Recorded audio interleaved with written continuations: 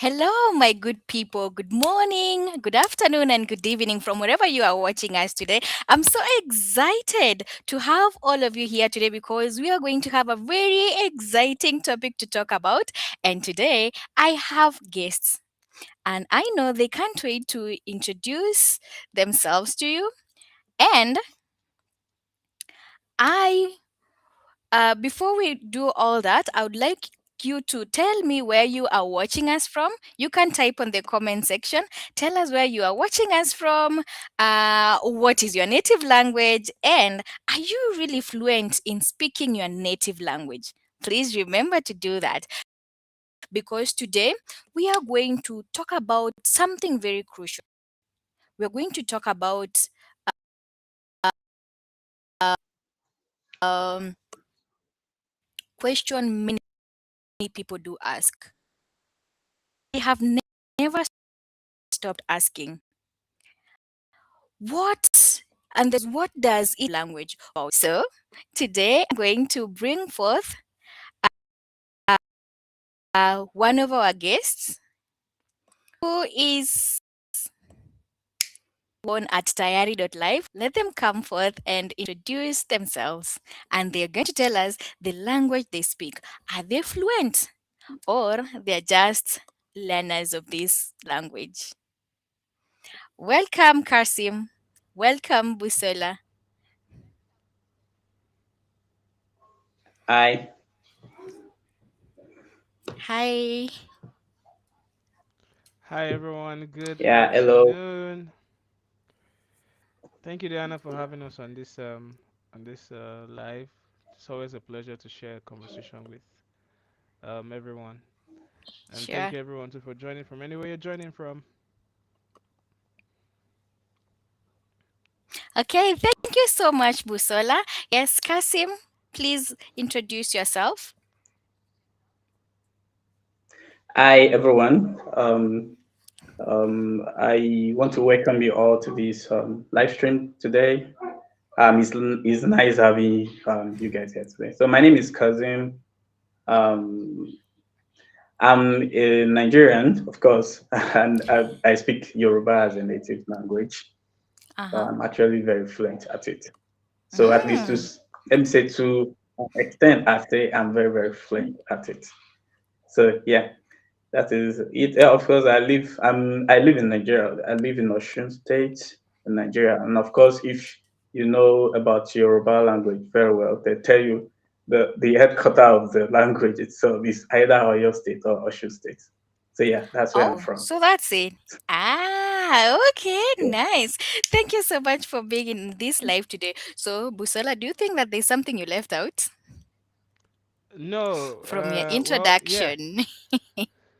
I just thinking about what Kasim said right now about being the center of the Yoruba language. Mm. Well, again, yeah, my name is Busola as well. Yeah, of Not course, it's true. You know it's true.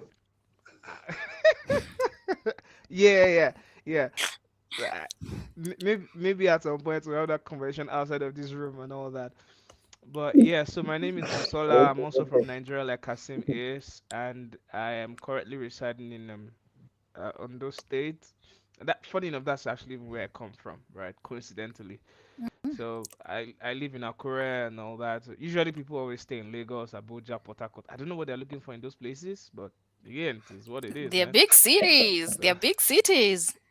well, but yeah, long and short, yeah, I speak Yoruba, Pidgin English, Ilaje.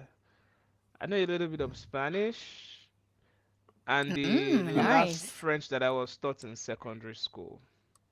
Yeah. Okay, that is Okay. nice. Thank you so much. So, today's topic is what does it actually feel like knowing or not knowing your native language? Is it about just Mm. communication? It's just about identity, family, opportunities, and culture. So, the guests that we have here today are going to help us, unpack that so that we can see their unique perspectives about language. So Awesome. let's continue. But remember, our viewers, type type on the comment section, tell us where you're watching us from, what is your native language, and are you currently a fluent speaker or you're just learning your native language? You'll be so happy to see those comments because we would also want to share and interact during this live session. Okay, so I'll just go straight up to the questions, and I feel like you've this is a good one. Is there any memory that you have that immediately comes in your mind when you think about your language?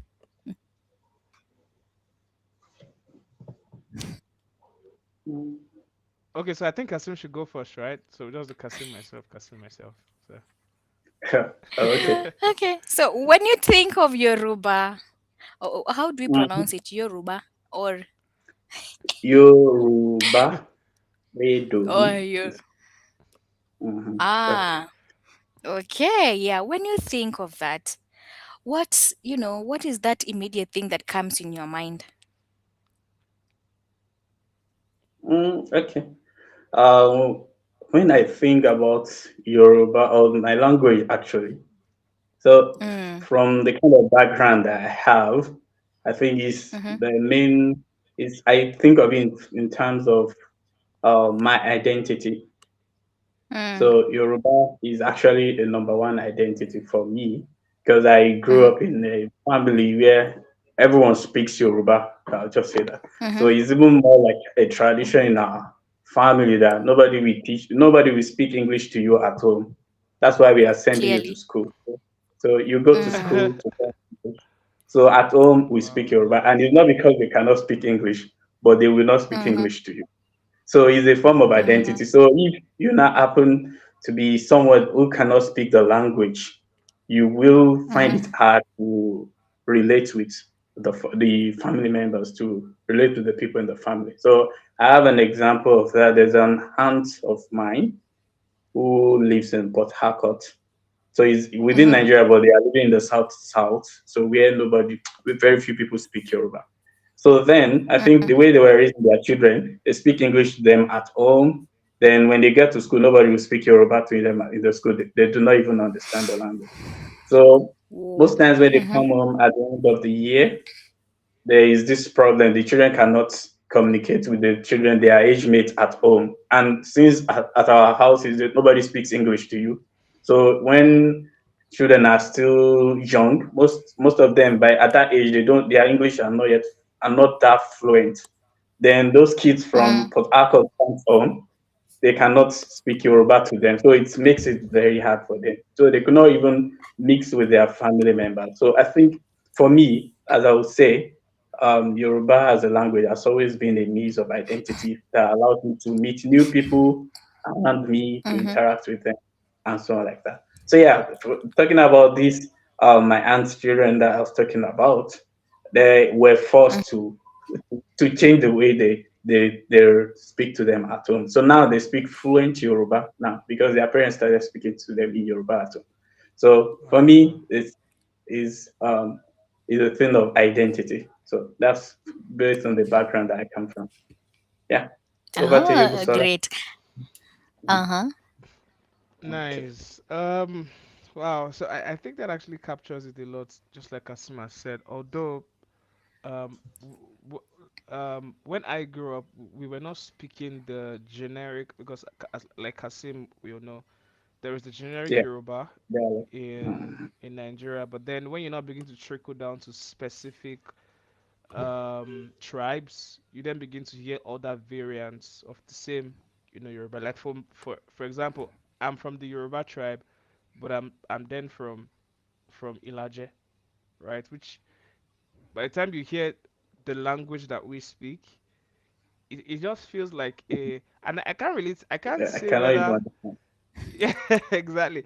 I can't say whether it was the general Yoruba that was cut out from it or it was cut out of the Mm-hmm. general Yoruba. Honestly, I cannot say it, and I don't want to go through that conversation around, we are the main Oh, Yoruba mm-hmm. people, you are not the main Yoruba people, and all that. So really, that's by the way. But so when I grew up having my parents speak the local dialect. Mm. My parents were not necessarily fans of speaking English because even most of their friends, when I can remember vividly when most of my parents' friends came to the house, they were always blasting the native, like emphasis on the word blasting the native language. Like it was everywhere, all over in the entire house. Everywhere. Uh-huh. So Uh-huh. then I grew up in an environment as well too where nobody really appreciated your good speaking English.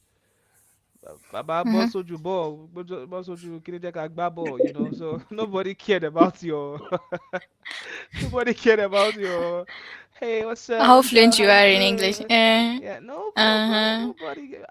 I mean, in the environment I grew up in, if you ever showed anyone that side of you, you're gonna get, you know, this sort of secluded treatment. Like people just preach, like, you want to be Mm. proving you are from Oyinbo, Abi, or you're still on your own, you know. Cool So, kid. but really, the memory that it gives to me is that community thing. All right, because honestly, Mm. particularly for my own language, not speaking of the general Yoruba now, when I think of my language, I think of community. You know, there's that community, and Mm-hmm. well, I think it should be like that for most people around the world. That I mean, the native language, it just feels like that thing that we have that everybody does not have. You know that feeling when you have one Sure. thing that people don't Mm-hmm. have. Yeah, Exactly that feeling of, you know, Mm-hmm. I'm different, I'm special, you know, and all that. So, and you can't trade that feeling for anything Mm-hmm. else. It just buttresses what Kasim said about, you know, the whole identity thing and all that. You get into an Mm. environment where, I mean, Yoruba is being Mm. spoken right now. Even if I just came in 1 minute ago, I feel like I've been there 5 hours ago, because it's like, I mean, this environment fits me. You know, the language, the people, Mm-hmm. most likely the food as well. So, but I know we're not talking about food yet, all right? So, but basically, that's really what it touches bases on for me. So, the community Mm-hmm. component. When I think of my language, it's just the community blessing that it comes with, basically. Mm. A belonging. Yeah. A yeah, belonging to a certain community. Ah, thank you so much for all that. Now, before we move on to the next discussion, you mentioned about school, and I'm curious to know, right now at this age in Nigeria or even Ghana, is a Yoruba taught in schools? yeah. Yes, Yo, it it is. is. Okay, Maybe I shall allow Kasim to speak. okay, Mm-hmm. okay. Yeah. Actually, in Nigerian schools, since time immemorial, the native, sorry, they are, you have to, before you can, let me say, there is this exam, the West Africa examination exam. That's Mm-hmm. Why? senior school certificate examination. Yeah. So it's compulsory. You must choose one Nigerian language. I don't know if the rule has changed now, because I know there have been a lot of change in the rule since I left secondary school. Yeah. But if it is still the same way as it was then, it's Mm-hmm. compulsory. You pick one Nigerian language. So it's taught in schools everywhere. So I even know of a school in Port Harcourt, like I said, Mm-hmm. they teach the students, since they know most of the people in Port Harcourt, they are people from different tribes. Yeah, Mm-hmm. it's very rare that you find they are state there, but it's a big city, so people from different regions will come up there. So there is a school that I know, it's compulsory that they must learn the three major languages. So they teach them Hausa, they teach them Igbo. Oh, sorry, I'm not sure of the Igbo, but I know Wow. they teach them more than one um major language, and it's compulsory for all students. So, but in the Wow. southwest, like in southwest now, you have to choose Yoruba. Then southeast, they choose Igbo. But that, Mhm. like in Port Harcourt, that I'm talking about, it's not. But I know of a school that taught that students must Wow. take all the all the three major subjects. They hand of the class. But yeah, that's to show how Wow. much importance the language, how much important the language. It's like you are living in Nigeria and you are trying not to speak. You special. You want to speak better in Yoruba land. If you go to our land, they will tell you nobody will speak. Like it's very Mm-hmm. hard for you to see. Mm. Yeah, that's very correct. Because just to buttress what Kasim is saying, I mean, I think he has a bit of a network glitch. The Hausa community are very big. They are extremely big because I there's this program that the Nigerian government, requires everyone who finishes their first degree to always go through. That program is called the National Youth Service Corps (NYSC), right? Uh-huh. And it's composed it's just a year program, right? So, and the entire idea behind it is Mm-hmm. whatever geopolitical zone that you're coming from. So there are six geopolitical zones in Nigeria, Mm. basically, right? We have the north, we have the south, we have the southwest, southeast, we have the east, we have the west, and all that.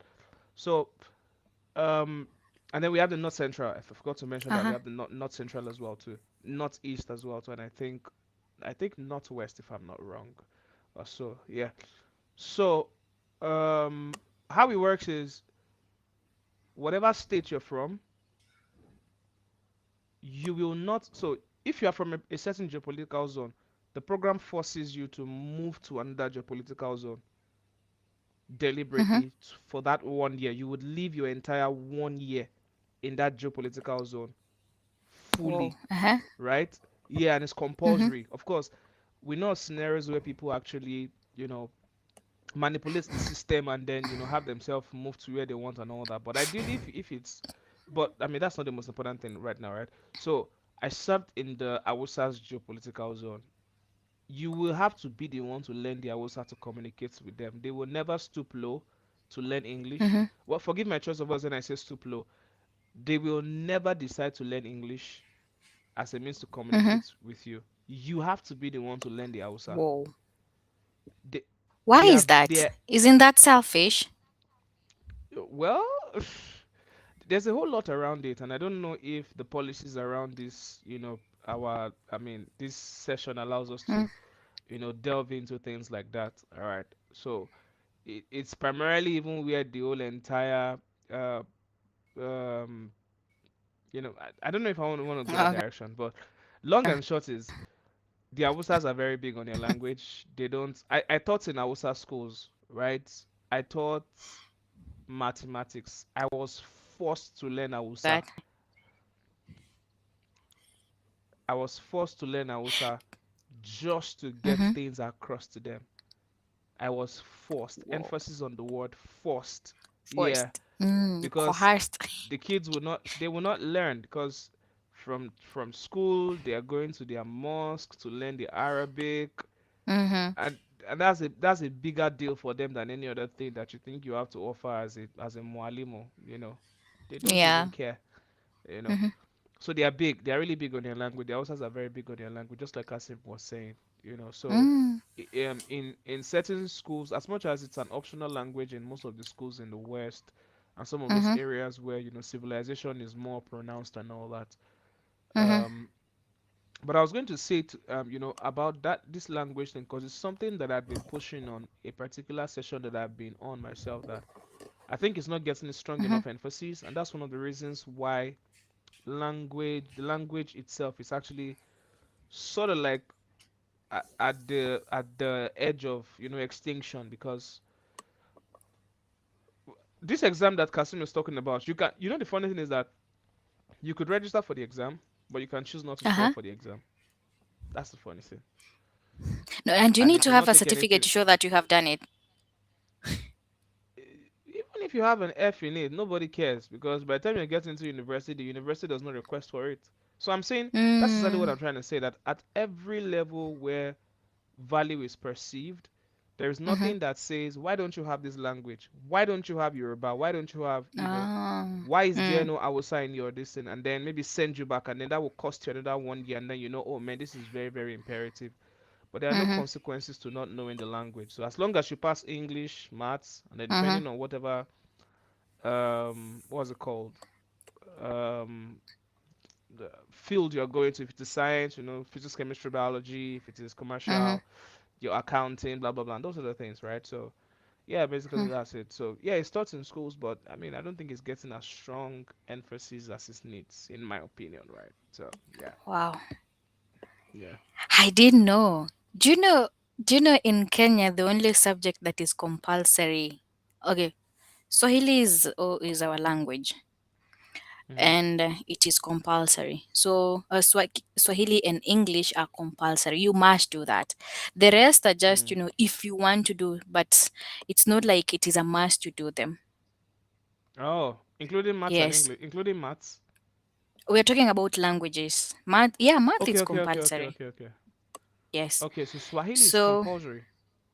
yes, it is one of our national languages. So, yes, it is compulsory. Ah, Yeah. nice, Mm-hmm. nice. So, Swahili and English, they're compulsory, both from, primary to high school. You must do them.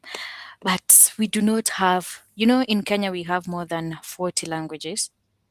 Yeah, I heard so. So, 52 I tribes or have so. never, over, yes. So I don't know. I've never had a school that teaches, their native language. But I'm yet Mm. to do research so that I get to know whether we have them around. You can see Kasim is Oh, just trying to join, but that one is impressive. It means that people are going to, you know, learn about their native languages, right? I think I'm yeah. loving that. Because if I look at most of the parents here in Kenya, when I would tell them what I do, and then they're asking, "Do you teach Kikuyu? Do you teach this and this?" And then you wonder, Kikuyu? So and then you realize that indeed there's much demand on that, you know? Mm. Yeah. All right. I'm trying to add Karsim to the call. Yeah, I hope he's here. Welcome back, Karsim. So we were still circling around the question we were talking about, and now, Oh, given all the answers that you have we have discussed, I can see both of you are lovers of language, lovers of your native language. So, is there any, have you ever disconnected from your native language? Has it ever happened? You disconnecting from your native language, maybe you decide to speak this one particular language and you know putting yours aside. mm, Okay. oh, okay. Ah. So I would say disconnect honestly never happens deliberately Mm-hmm, because so this is the logic behind it. You get to an environment and then you skim and scan what is the value system here? What is valuable? What are the things that people consider as very imperative in this environment? And there are mm-hmm, times when instantaneously you can tell that the language is a huge component of it. But like I mentioned during the NYC, like I said, for an example, one major time I think that for a longer time of my life, really speaking my language was not really like what's the word now? Was not really beneficial for me was when I served in the north because I served in Sokoto State in Ilela mm-hmm, community specifically. So that 1 year was given to me having to learn Hausa. Like I had to learn. Like the first few weeks was really I can remember vividly it wasn't good at all because sign languages they don't understand. They want you to say the ruwa as for water, Megida like my friend, and their numbers, Uku, Bakwet and all that. They want you to the Hausas are big on using their language if you ever want to get anything from them.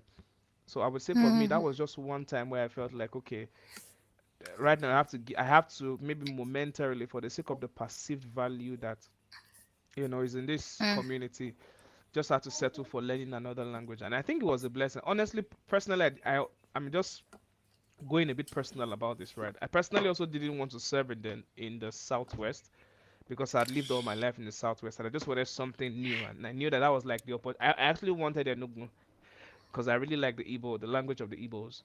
That was really what I wanted. But again, mm-hmm. it's what it is. 2017 is behind us right now. That's been about like some 10 or 9 years ago or so. Oh, yeah, Yeah. yeah, yeah, for sure. Mm-hmm.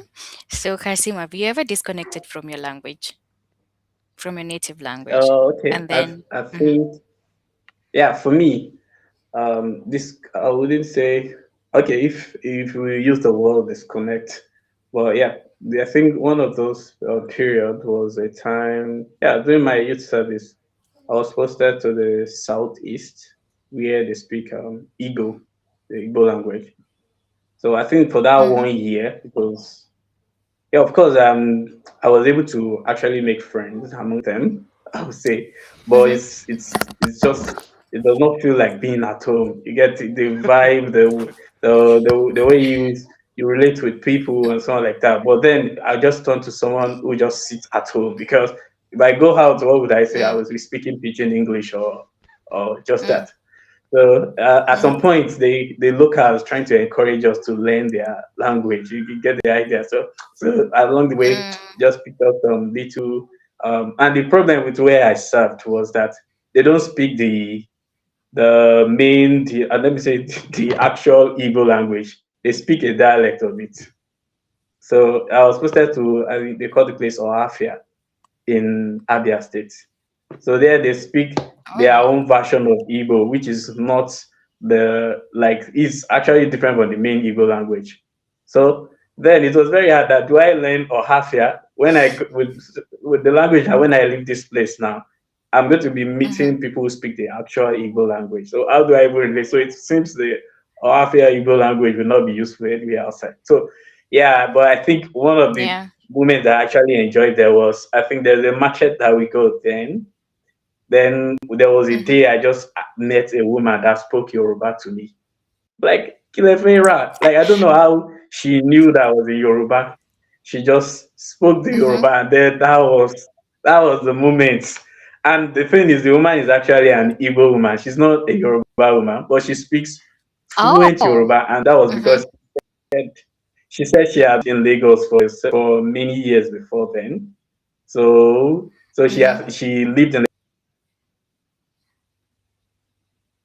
Lagos for so many years. So she speaks Yoruba like a native. Buy anything. Even if they sell it beside my house where I was staying, then I will have to go all the way to the You'll market go there. to go and buy from that.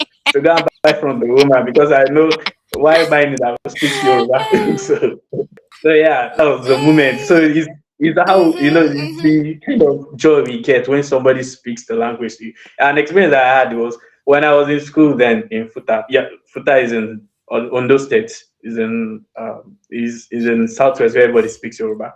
But yeah, there are two Uh-huh. guys in my department then. They are from Ondo State, like Ondo town, Gogo. So they have their own dialect of Mm-hmm. Yoruba. They understand the Yoruba we speak. But the two of them, when they Mm-hmm. connect like this, there is going to be problem in the department that day because they would not speak Mm. normal Yoruba again. And they are very loud. They will Oh. start speaking their dialect. So that's the same thing with Busola. He speaks Ilaje. So if by coincidence there are two Ilaje people in a place, oh, just forget it. Mm. They will it's turn gonna be the very place to cinema. volcanic. So yeah, that's the joy. That's the joy you get when you see people who Because you speak people are your very loud. Uh-huh. Very loud. yeah, Very loud. yeah. I think this is a Nigerian thing, not only Yoruba. I think so. Being Yeah. loud is a Mm. Nigerian thing. So, Mm. yeah, Yeah. I think Oh. maybe I can say that. Let me just say maybe the only ethnic group that is not so. I don't want to say only, but out of the three major languages, I think maybe the Hausas are still they are still the one that who are more low toned compared to Yoruba or Yeah. Igbo people. So if you're two Yoruba people are somewhere, you go hear Mm. them. Wow. So Okay. Yeah. Okay. yeah, that is Uh-huh. it. So, if I were also in your shoe, I mean, this place that they speak only this particular language, and I find that there's someone who we share a common language. I think I'd also be happy the same way you are. And if they are also selling some, that will be my place. I'll be going there every day so that Every getting time. that feel of home. Hmm? Yeah, of Yeah, Yeah. course. connecting at least with someone Yeah. who speaks a common language. Well, that was really really impressive. Yeah. Yeah. So, do you think that someone can belong to a culture even if they don't speak that particular language? Mm. You Mm, belong to Yoruba culture, but you don't speak. Do you think that one happens? Well, the thing is, yes, yes, Mm-hmm.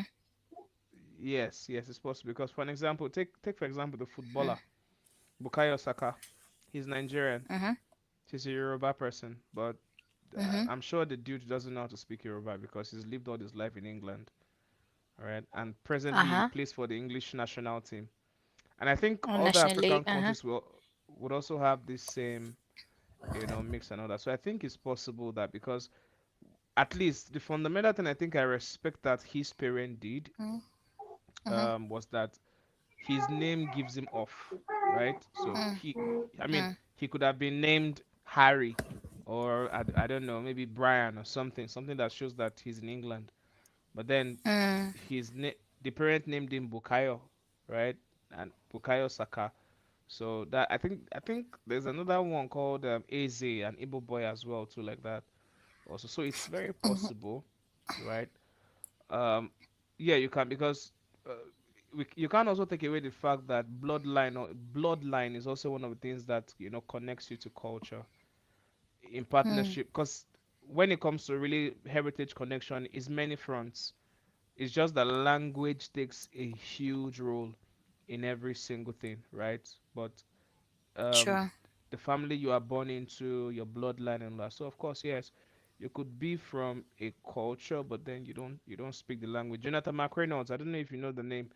Amazing American musician, amazing. Like you need to listen to Jonathan McReynolds. Very amazing Mm-hmm. musician, and he's Ghanaian, but he doesn't speak Ghanaian. Oh. I think the first album he Mm-hmm. released, he released an album last year.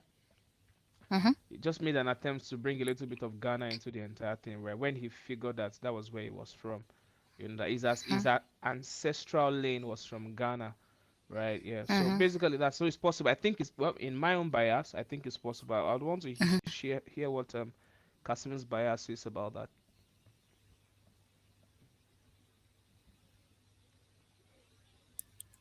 You're on mute. Okay. What do Yeah. you Okay. I think? think. Yeah. But should I go on? Yeah, yeah, yeah, sure. Okay. So I think for me, yeah, of course, you can be a part of the culture without speaking the language, but to some extent, the language is still the key to that connection. So I think that's Mm-hmm. the way I view it. The language will Mm-hmm. still always be the key. So if you cannot speak the language and you claim a particular what's it called? Are Culture. you claim a Culture. particular tribe or some or a particular culture of a particular tribe? I think it's more like looking at things from afar. So you wish that you at some point you still wish that you are able to speak the language. So in one way or the other, language and culture, they are a bit intertwined. So of course that's why you see so many people living in the diaspora, so raising kids who cannot speak their native languages. So at some point, even the parent themselves would, even if they do not have the superpower to make their children know the language, they will still wish they knew the language. So it's always like that. And you see, this always gives some parents a lot of headache or worries that they'll be like, how much I wish these children could speak their native language. So yeah, and the thing is, the language is something that ties you down to that culture. Because if I speak a language now, it's going to be very difficult. No matter where I go, I can speak the Yoruba language. So one thing in me will still attach me to the Yoruba culture, such that if I see a Yoruba person so anywhere in the world, I will be highly excited that I see someone speaking my language. So I think yeah, Yeah. culture.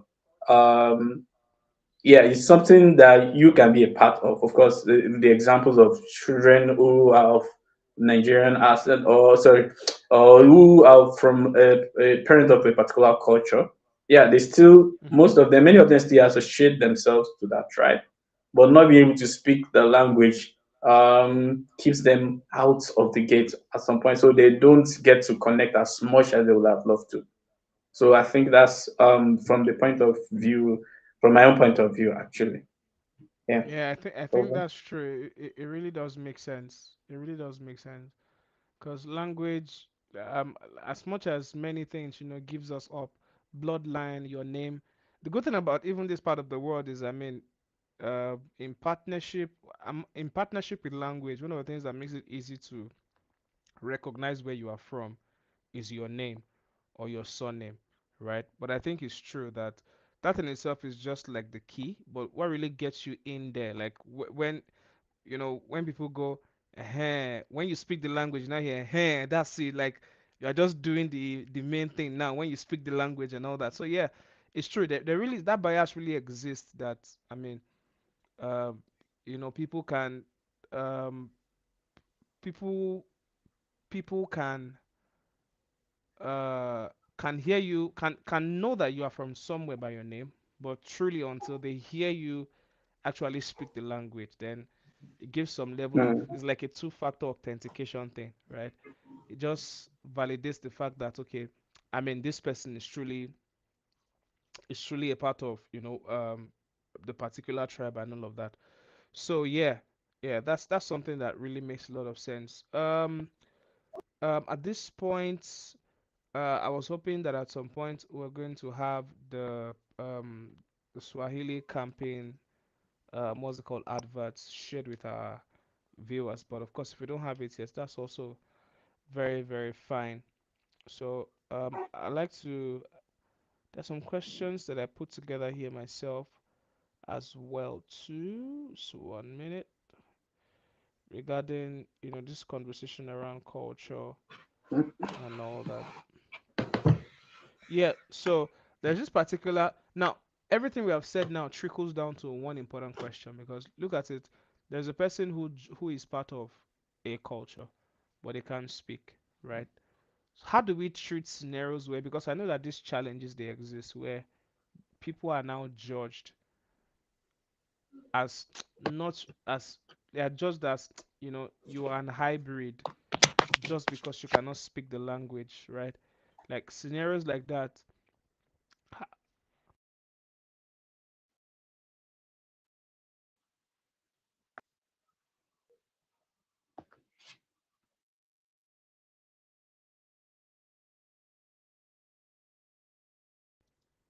Okay, I hope you can hear me now.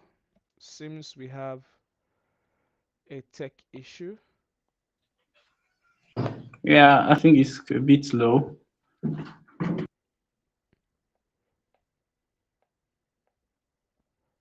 Okay, 1 minute.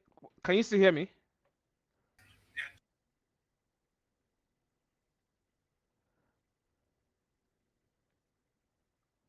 Hello? Okay, I think we have. Okay, great. Diana is back. Great. Great. I'm sorry. I don't know what is happening with my connection today. It has No, never done this. it can Yeah. happen. It can happen. Mm-hmm. We're in a very rainy season, and so a lot of things that are wireless would begin to really misbehave in times like this. So that's why they Mm. always say wired connections are the best. Imagine if our electricity was Wi-Fi based. Yo. We're in Mm-hmm. we're in trouble at this time. So myself and Kasim were just discussing as an overshoot of Mm-hmm. the discussion around um what's it called? Can someone speak their language and not be a part of? And can someone be a part of a culture and not speak the Oh, language? yeah. Yeah, and then I was trying to Uh-huh. ask, like, I Uh-huh. mean, how do Maybe. go on, please? Oh, I want to say that maybe I can add to that. So when you look at culture, culture Please. is values, tradition, music, dance, food, and all that. Of course, you can be part of it. When we are learning a language now comes in and it helps you now to connect with the people, to connect with the community. Yeah. Mm-hmm. So my Yeah. take is that indeed you can belong to a certain community. But you yeah, but Culture. and culture, yes, but not able to speak the language. Yeah. Because if you talk about Yeah. culture is broad, you know. Uh-huh. Yes, So yeah, exactly. you Exactly. were saying something. Exactly. I was saying that to Kasim as well, too, that Mm-hmm. amongst the language is just one of the many things that gives you off when it comes to your culture. There is your name, there is the food, there is music, like you said. Mm-hmm. There are other things, of Mm, course, that I mean, you know, gives mm-hmm. you a fun. But I also think because Kasim said something that's very imperative, I think it's also very important that every person should make an attempt to be able to know at least the fundamentals of their language, right? Language. So about this issue Mm-hmm. of knowing a True. language and not being a part of a culture, because I can know a language and not be part of the culture. For an example, there are Nigerians who speak French fluently. Doesn't mean that they are French. No, they're not. But that has given them a No, gateway into they're not. participating Mm-hmm. into the culture. Exactly. So when they get into an environment where Sure. typical French people are Mm-hmm. speaking and having, Mm-hmm. communication and all that, a gate has been opened for Mm-hmm. them because they Uh-huh. know how to speak the language. Yeah. So yeah. So I was just thinking that I mean in scenarios where people like that feel judged when they get to certain circles, a two-way question would be how should the people who are being judged handle it, and then how should those who feel like uh, those who feel judged Mm-hmm. and those who are judged, like how do we balance these two separate ends? That's a question that came to heart, basically. Mm-hmm. Like how should we separate? No, Maybe you may repeat your so question. my line of thought is people who are part of a Mm, culture but they don't speak the language. There are certain scenarios where mm-hmm. they get into a circle of people who are of the culture and can speak the language, but unfortunately they may Mm-hmm. feel judged in some way, Mm-hmm. somehow. Judge may not even be the right word, but Mm-hmm. so the question is, when they get to environments like that, how do they handle such energy that comes from other people? And then the other part is the people who know the language and know that this person does not know how to speak, but he's part of us. How do they also handle that dynamics from, the one who is part of the culture and cannot speak, the one who can speak and is a part of the Mm-hmm. Hello. culture? But yeah, we can hear you, Kasim. Welcome back. So Mm-hmm. basically, We that's can what I hear you, wanted to Kasim. just Uh-huh. that's what I wanted to just put forward.